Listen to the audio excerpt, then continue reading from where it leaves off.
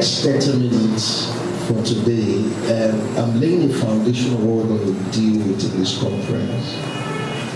Or summit, rather, anyone you choose to call it.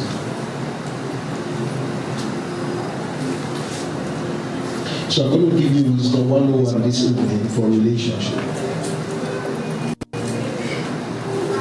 So I'd like you to listen very well, because in between what the Spirit of God will be communicating to you through His Word, He will be answering a lot of questions in your heart. We are praying for this meeting.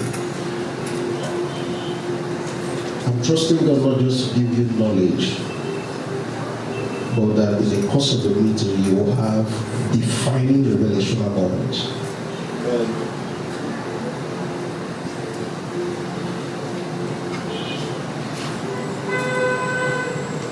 I need you to understand from whatever that is happening relationship-wise globally, the culture shift that is happening, the pain that has garnished the journey, the losses that people have endured, so heightening the fear of commitment in relationships. The foolishness that are displayed by people because of error in timing. And so many more that when you think about relationship, it looks as if people are not coming with their best. So it's either they're in a survival mode, so they are transactional, or they are in the journey. When it becomes painful, they leave.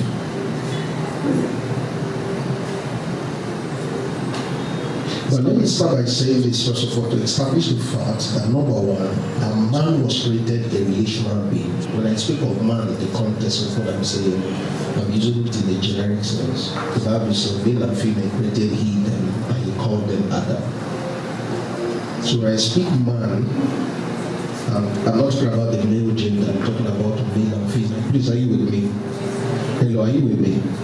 I'm going to talk calmly this evening, but I'm trusting that God will get through to you. So when God created man, the main man, He created man, that's the human being, the human race, to thrive relationally. So relationship was behind ecosystem that necessitated the creating of man. And relationship is also the structure upon which man will survive.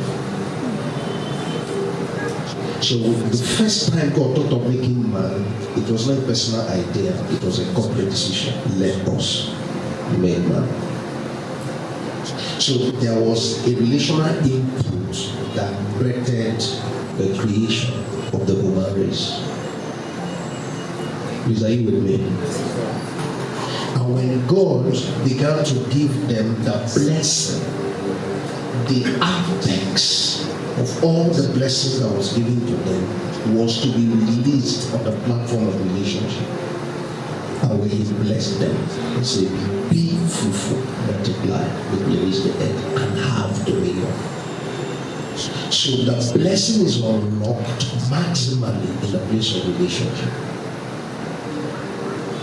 Please, I'm getting to somewhere because a lot of singles are making relationship what it was not designed to be. So in their journey of intimacy, they pick baggages thinking they are picking experiences. So the blessing was trapped. The best of it is unlocked in relationship.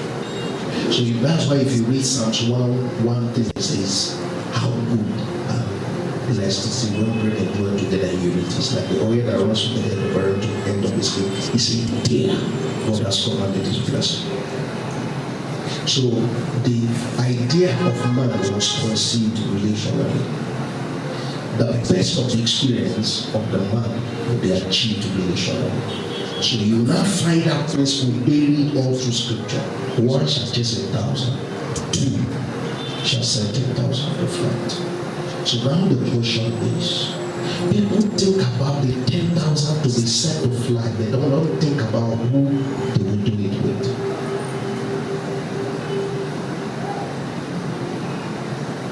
So when God talked about purpose, so the first that was created according to the scriptural creation order with the human race was the male man. So when God finished that, and the man was executing his, the thing he was given to take care of the garden, keep it, watch it. And while he was doing it, God looked at it and said, it is not good for him to remain like this. Because for every other domain of the cosmos, they had a relationship system that was driving them. The one that did not have any was man. So God now said, it's not good for him to be alone. Let's make him a helper. Please, are you with me? That is suitable for him. So write this down. Relationship is the ecosystem that the best of a man and woman is brought out. Also, it can be the ecosystem where the worst of a man and a woman can come out. The blessings is in the relationship. That is why when it comes to currencies for life, money is the least of currencies, because relationship can give you what money cannot give you.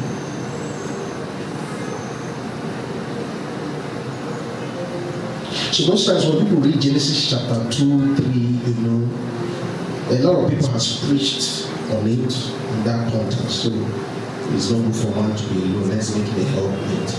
It is not only in relationship, respect to man and woman. It's not only marriage. What God was designing in that ideology is that what will make a man a better version of himself. Are you with me? Are you with me? Was a relationship. But in that relationship, he created a woman so that the union would produce other health systems called the human race. All I'm saying to drive out is this. And the point I'm trying to make is this, that you are a creator of relationship. So if you're going to make the most of your life, please write this down. Never gamble with who you intend to spend the rest of your life with. So when it comes to love, it was not designed to be pursued experimentally. It's not something I try. I'm a young girl, I'm in my 20s, I date, it didn't work. Next 3 months I have someone that's didn't work. There's one the Jew from Lagos, he's a staff in Lagos Business School, is doing well. That one didn't work. There's one guy in Canada, that one didn't work. What they're doing is experimenting. They're going to burn your heart.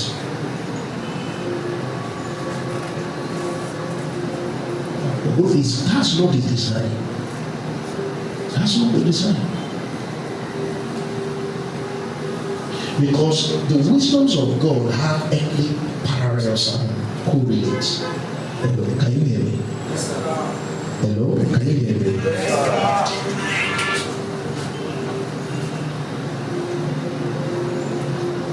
Has earthly correlates and parallels.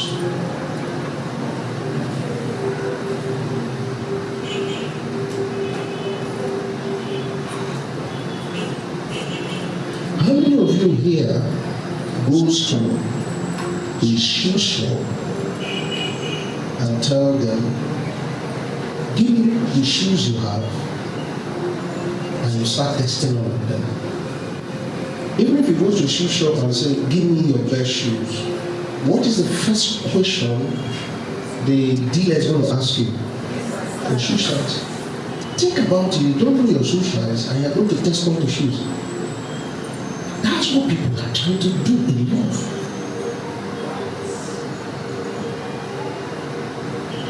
will not, you see this thing, you will not prosecute it by experimenting the institution. You will not.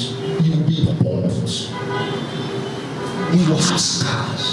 But when you eventually begin to find yourself, you have nothing else to offer. And this is the pain and the burial of most young people now. That the dramas in marriages now are mirroring the pains of singlehood.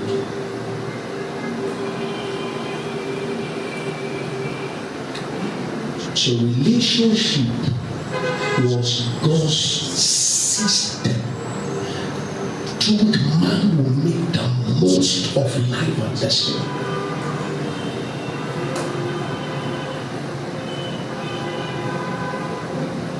Are you with me?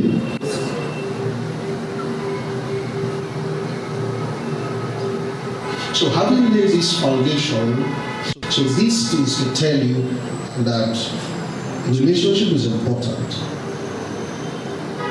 As important as relationship is as an established, love is one of the key ingredients, not the only ingredient. Love is one of the key ingredients. So tomorrow I will talk about love. Listen, let me give you wisdom. Please, are you with me? Yes, sir. Because when you begin to do relationship, you find out that it's one thing to love who you love. It's another thing to manage who you love. There are two different things, because everybody is going to come with their uniqueness. So, because of time, wisdom number one, write it down. This is my 11 years of being married. I will give you some, not just key things tonight to think about, so that when you come tomorrow, we'll start diving into why relationships fail. Yes.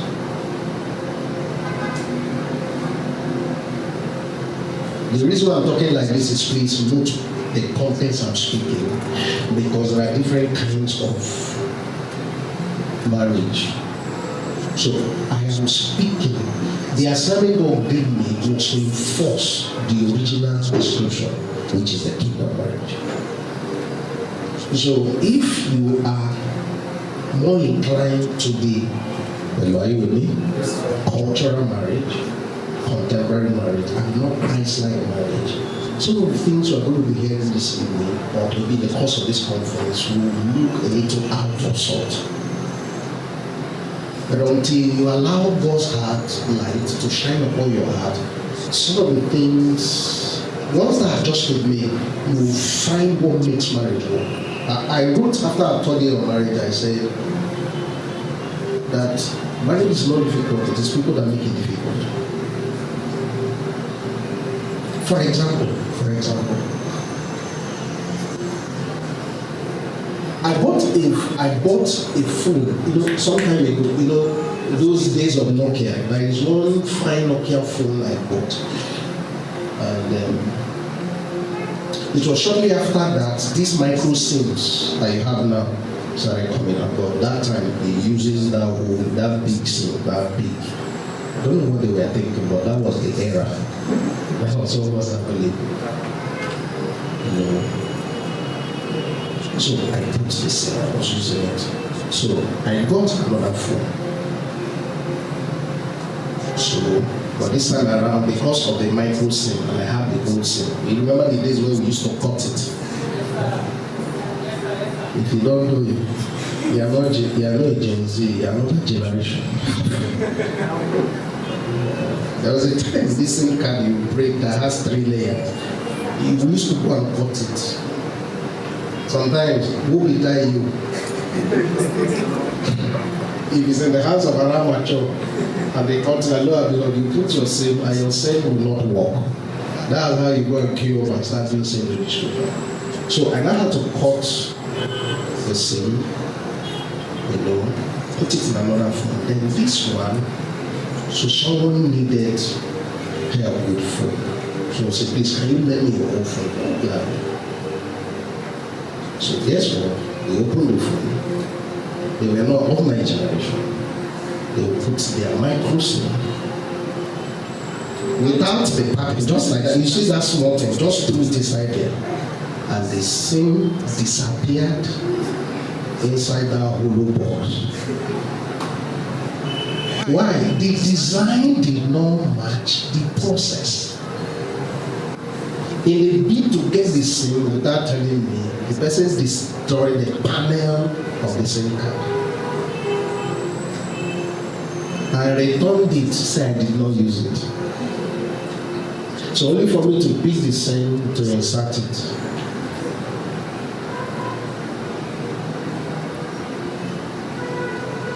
Was the phone good? Yes. Is there any problem with the phone? No. The issue began when someone used it not after the structure, not after the design. It's like your friend buys the latest Lexus, maybe very clean car, and you guys drive around, and then the fuel gauge drops, and you now say, "Oh, these modern cars, let's just put water. Let's drive it." You see that engine, it will come down. Fuel tank will come down. Water and fuel, they don't mix. You see that engine, they move everything, parts and pieces to dry before they recover it. Because what you just did was the car was okay, you went and put what was not designed to be good. This is why marriage is painful.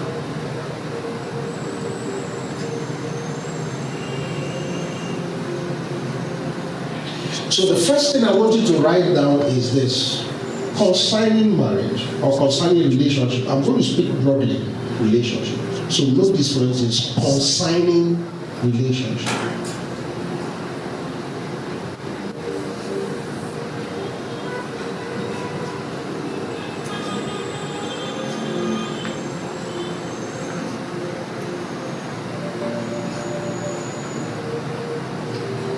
Number one, timing is everything. Concerning relationship, I'm going to speak to both single and married, but right what I want to tell you, timing is everything. Time and timing is everything. Why is this so? Timing is everything. The time to start relationship is as important as the time you invest into the relationship.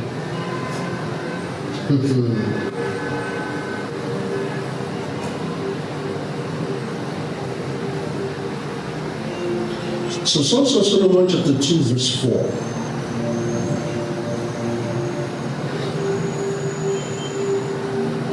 You are not ready for relationship because your age says so. You are not ready for relationship because your friends say so. You are not ready for relationship because your feeling says so. You are ready for relationship when your maturity says so. Songs of Solomon chapter 2 and verse 4 and 5.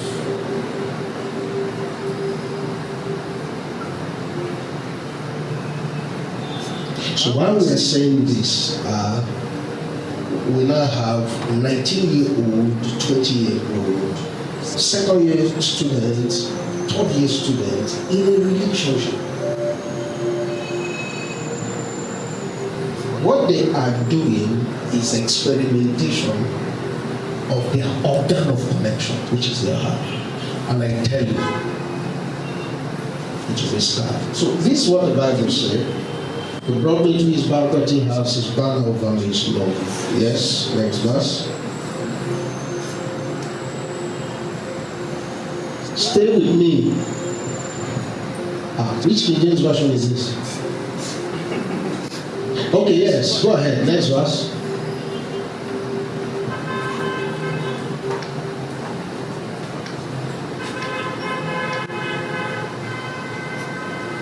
Okay, because of time, go to verse 9. Okay, go to verse 7. Verse 7. Verse 7.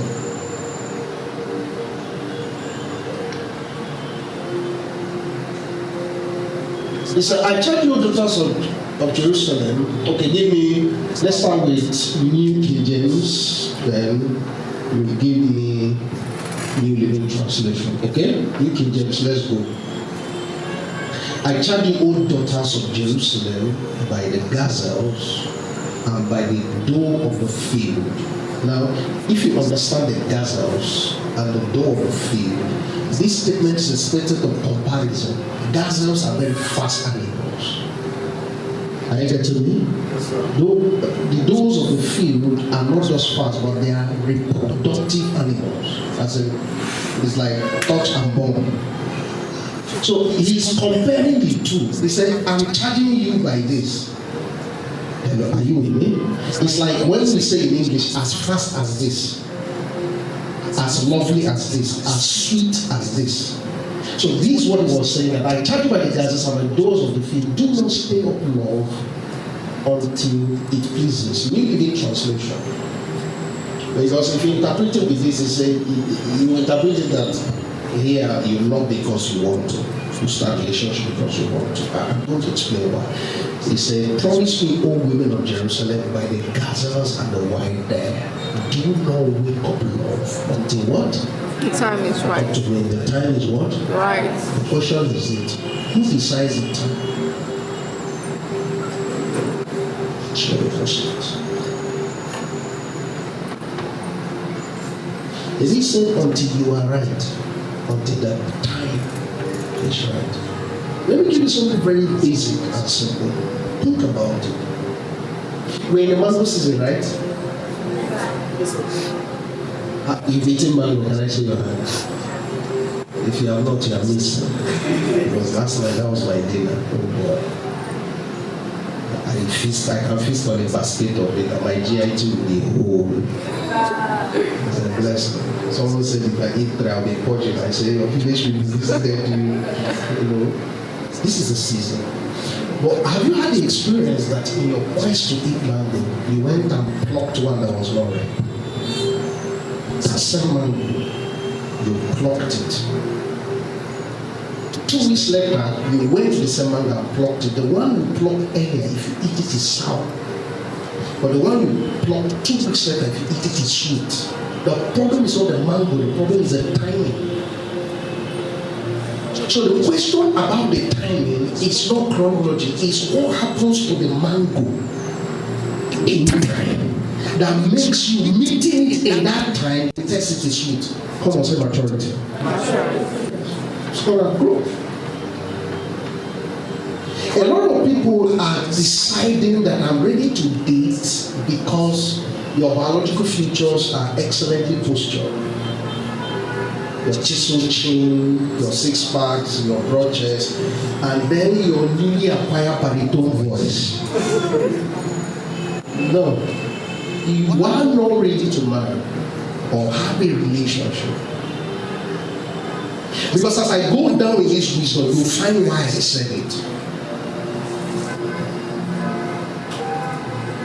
Because until you have gotten mastery of self and purpose and principles of life, then you are not ready.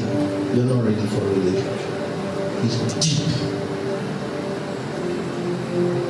So the timing is not because every of my roommates has a boyfriend. There is what we call the bandwagon effect, and that is what is killing our young people. And the problem is that someone is doing something loud, and in the audacity of his foolishness, he's proud of. You can be foolishly proud. Are you with me? You can meet someone with a very bad voice, and he sings. Come on, sing! Everybody sing! Well, you'll be wondering, why should I be singing? But because of their boldness, you now sing so that you don't look like this bandwagon effect. Some of you may not like what I'm telling you, but I'm speaking because you can be a victim of what is popular. only to live with a scar of doing what was popular. Personally.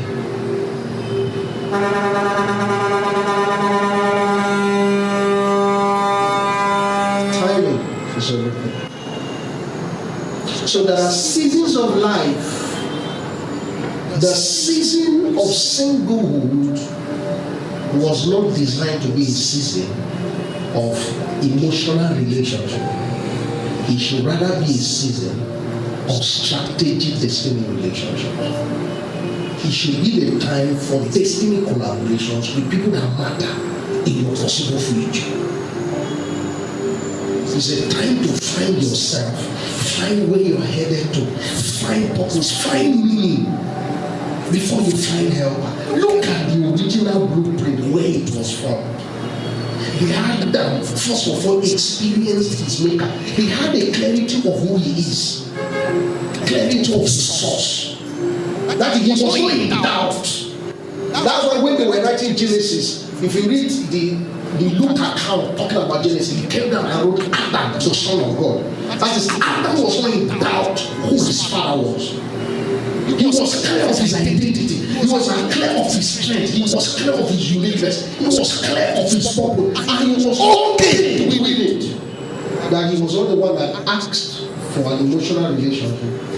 It was given to him as a reward of clarity. Think about it. Managing you is enough work. Then adding someone like you to you, more work. So to the married, time you put in a relationship is as important as the relationship with itself. There is a concept that was started a couple of years back, but it's a real fact and it's still very valid. The concept of the emotional bank. The concept talks about that time is a resource that you can trade for love investment in your spouse. Please, are you with me? Yes, sir. I know I have married people here, so listen to me. One of the crises of relationship is that you make progress in time in every other area, but not in intimacy. Now, remember, intimacy is not only sexual. Tomorrow we'll talk more about it, especially to the married persons. We will now find out why people are cohabiting, sleeping with each other, but still break up. Because then they meet someone else, the guy is interested in getting it done. It's nothing sexual, it's like there is a deeper realms. So when God is wisdom of his shall tell you, remove the sexual element in your relationship, we don't want to listen because what the heck? But he's wiser because he knows that when sex comes into the equation, you have changed the structure. There are realms of death you cannot experience if it is only physical. Please, are you with me? Yes, sir. Yes, even in your house. I know maybe for some of you who your parents stay with, you see the kind of people that visit them, you know how you treat them. There are friends, my friends that can come to my house. There are friends that can't come to my house, but we are friends. Can we meet? There is a place we meet. We are friends. So if you see us talk, wow, you think, how long have you known yourself? But ask, have you been to his house? No, you never been to his house. There are those who can come to your house, but they only stay in the parlor. And those when they come, you can move them to the sitting room. And those who can move to your bedroom. So depth of intimacy. So for purpose, time is not about chronology. Write it down. Investment of, I say in relationships, subject of relationships, time is an essential commodity for the married. Convert time to moments and memories.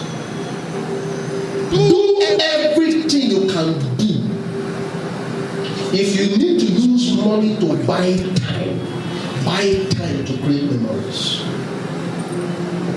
Use money to invest into times of creating moments. Moments to be remembered, more memories to be talked about. Moment is something special to me. Memory is something special to us. You didn't get me. Did you get what I just said? Yes. You can actually be with your spouse and you're having the best of moments, but you yourself is like headache. You know, my wife loves to talk, but she's a very interesting person to be with. I myself is a very analytical person, so my head walks walk. So I found our common points. So in her talking, she likes to express. In my quietness, I love to process. So as she's saying, I'm looking for how to arrange it so that she will keep saying. So, are you with me? Yes. So I'm not at the time I'm both mentally and physically tired, and she's talking, I'm sleeping. She was, so I'm even talking, I say, oh, to her is a moment. To me, it was not a moment. But if two of us choose to hang out, gist, you know, do sightseeing, create memories. If you remember that 2020, wow, it was a great time. Moments are personal. Memories are shared. Never make money an issue in your home. If not, you don't have a home, you have a bank. Money is supposed to be a tool to be used to create moments, memories, and legacies. Number two,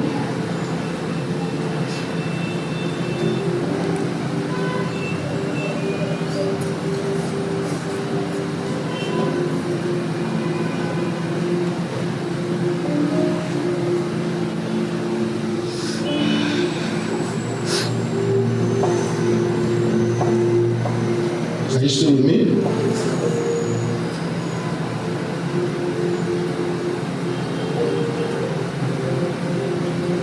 Number two.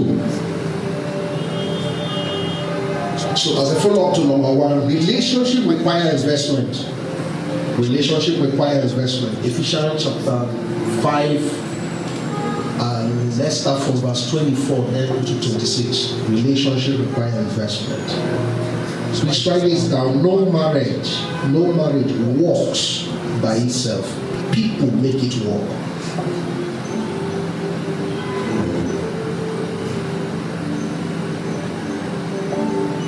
So marriage does not improve people. The reason why relationship requires investment. No marriage works by itself. People make it work. The reason is this: marriage does not improve people.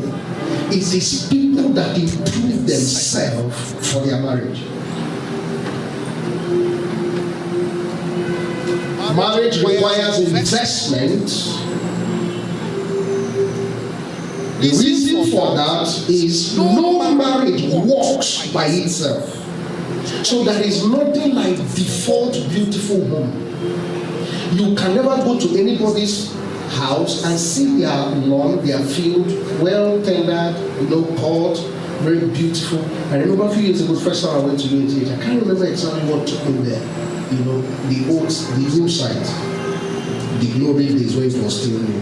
At that quadrangle, you see that grass they wrote UNTH. Then used to have something like on a mountain, a human being, small petite human being, water.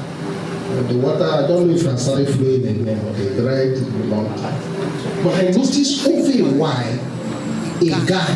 So when I went for posting after some years, I now noticed there was a man, all these horticulturist guy that works with the hospital. His duty was to maintain the green, the grass green, and to trim it to maintain that shape UNTH. I'm saying this to say is that there is no marriage that works by itself. That you married someone does not mean that the marriage will work. will shock you that if you feel, listening to me now, that when you get married in June, once you get married, this marriage will work. Listen to me, marriage doesn't work by faith. Because faith that is only based on belief will not work. Because faith without work is dead. So if you're hoping that marriage will work is based on the hope element, as we go, as we mature, without a process that matures you. Please, are you hearing what I'm saying? The reason why we're saying this is this: that patterns are stronger than potentials. Every marriage has a potential to be the best marriage. Every couple has the potential to be the best couple. But there are already patterns in experience, in personality, that is already anti to the possibility for two of you united, except both commit to work on it. So no marriage works itself, it's people that make it work. His reason is this: marriage, but you are with me, does not make people better. People make themselves better for their marriage.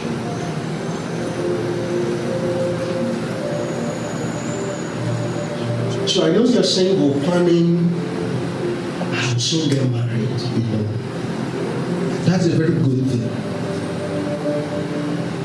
But I need you to know that it has a responsibility that you must commit yourself to make it work. Please, are we together?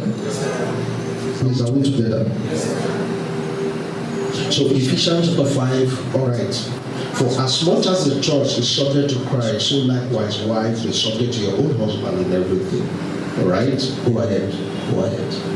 Husbands, love your wife as Christ loved the church and gave himself for her. Next. Please look at.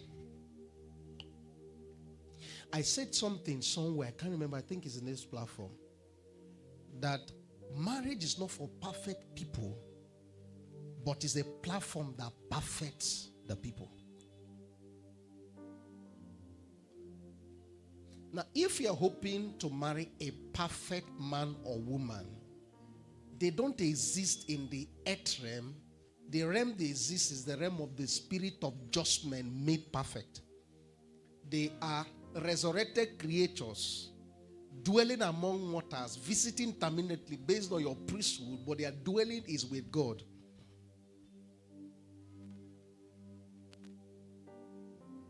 Hello, are you with me?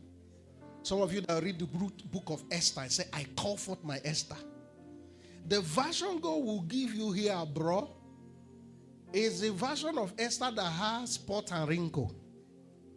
Can we read on? That he may sanctify and clean it with the washing of the water, which is the word, verse 27.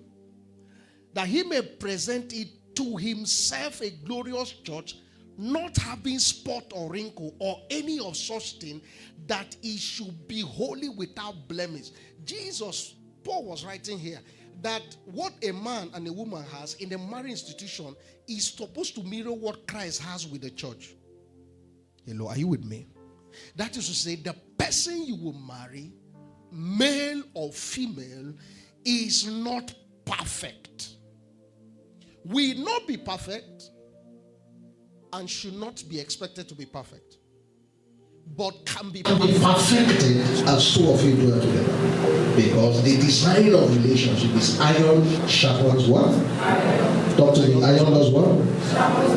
So that is why the kind of marriage is as important as the marriage itself.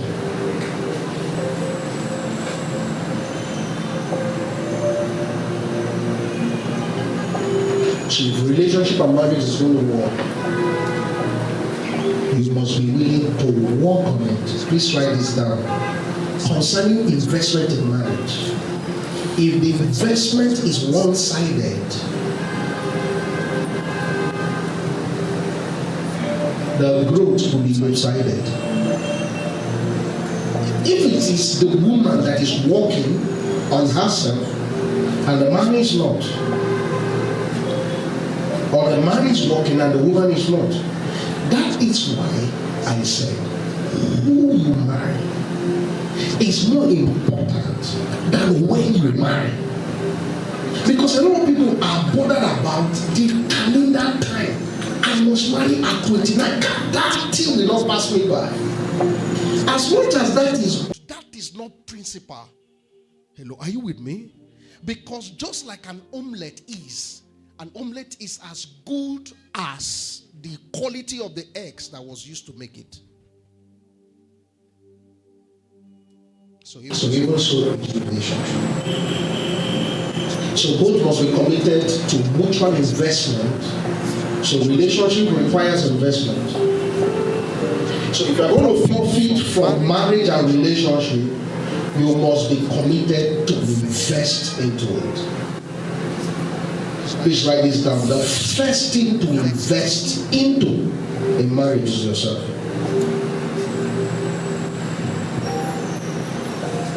Because the better version of yourself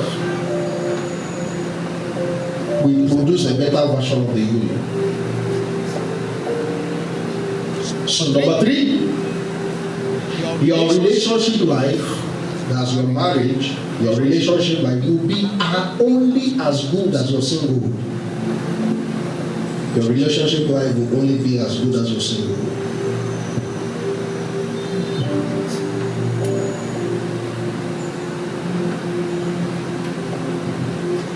Your relationship life will only be as good as your singlehood.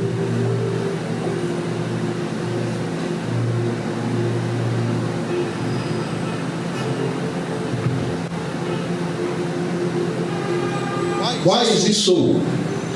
Write the following things down. There are 5 things everyone comes into a relationship. Let me say, he's a single guy, he's interested in a girl, and we want to marry. You know, in the body of Christ, we relate to marry. We don't relate to satisfy us. Did you hear what I said? You see that thing people do. Let's see where he's going to. And scam the one scam you.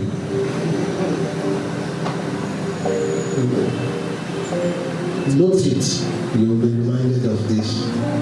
See that thing and say, let's see where it's going.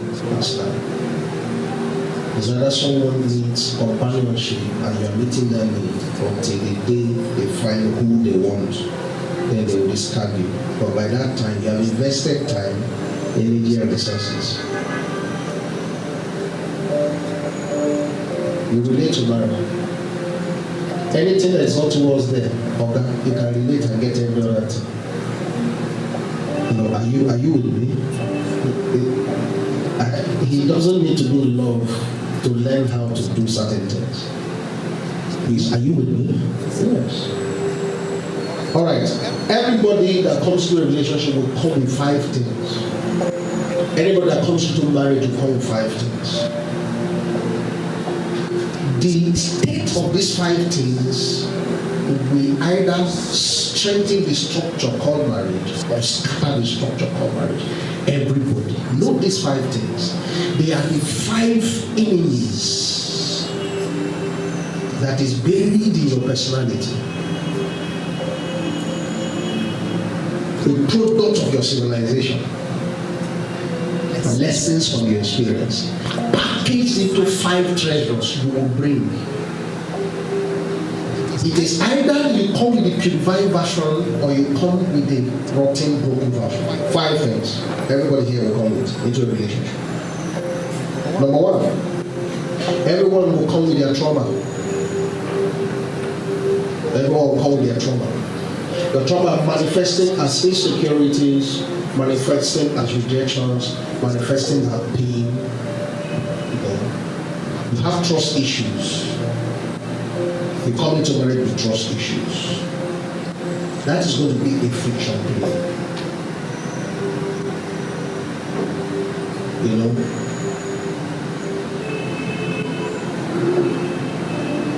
So people come with their traumas. Number 2, people come with their trainings. Every time I speak to people who are about to marry, I always give them this recommendation, but they don't get it until after they get married. They now say, please, not understanding what you are saying. I said to man and woman, if you are about to get married, that is have started looking at certain dates. Find married couples, go and stay with them. What you read in book, what you hear, is not the same as what you see. Because the dynamics is not generic. The dynamics is personal. But the principles is generic. The principle of marriage, please, are you with me? It cuts across. But most times you will know what to do, but the how is not what you know. Yes.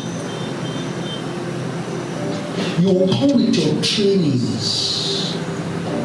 Your trainings of communication, your training of conflict management, your training of anger management, your training on leadership. How to lead a woman is not the same as how a man is to be steered in leadership. They are not the same. They are not the same.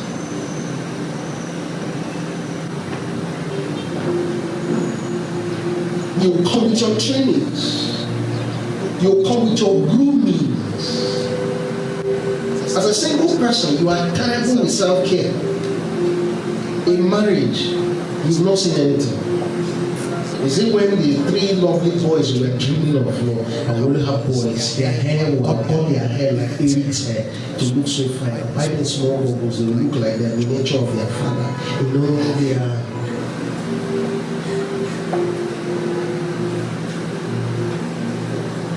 You will come with your trainings. Number 3, you will come with your truths, your convictions.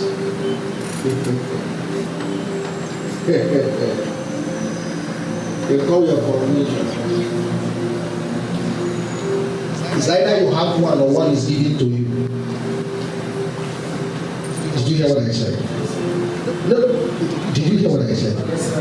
It's either you have one that is root truth based, personal. These are things to work on during singlehood. So you either come with your truth.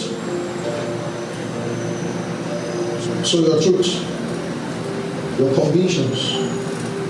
Number 3, you come with your team. One of the things people don't understand is this: that the people in your life is not only powerful because they're in your space. They are powerful because they're in your thoughts. Let me explain. Have you found yourself in a position where you want to do something, all of a sudden ask yourself, what will this person say? Are you with me? Do you have that kind of friend? You want to do something, say, the chica hears this now, he will laugh at you. No. The chica is not there. But you were about making a decision, the presence of chica is as if you are borrowing his mind. Say, Kai, if people come with their relationships into marriage, their team. So that is why someone